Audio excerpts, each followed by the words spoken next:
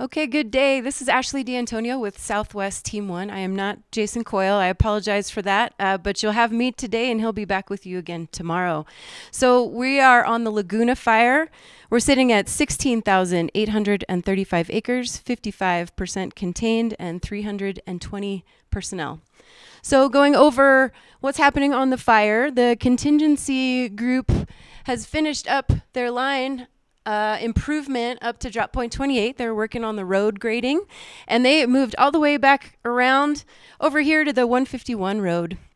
And they started improving the 151, regrading it, getting some of those washboards out.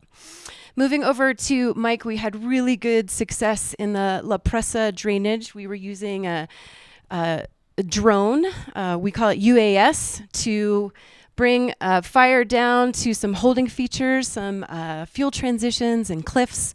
And that went really, really well. Yesterday we were able to get fire down with that tool in between some squalls that moved over. So we got all of the country we wanted to cover in the La Presa drainage, and that was filling in nicely with fire. And we were using the helicopters we still have on scene to apply water and hold the fire where it is.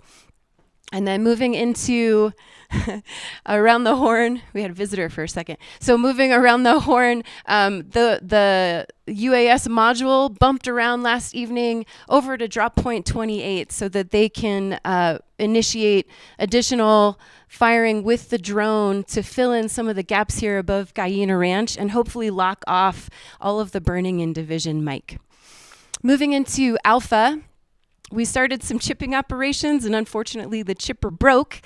So we'll have to pick that up again when a new chipper arrives. And then they were adding a little bit of additional depth on their mop-up on the dozer line here.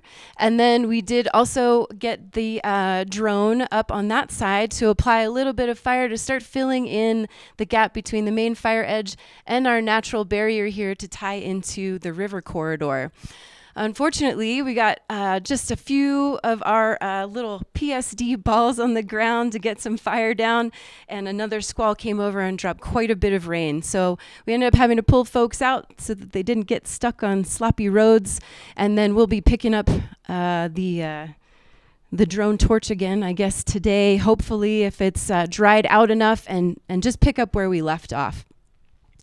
We'll have to see, though, depending on how much rain we received, we might have to give it another day of drying before we can start that adventure again. And in addition to that, we still have our 3 Type 1 helicopters and 1 Type 3 helicopter, and moving forward with our plan. Thank you.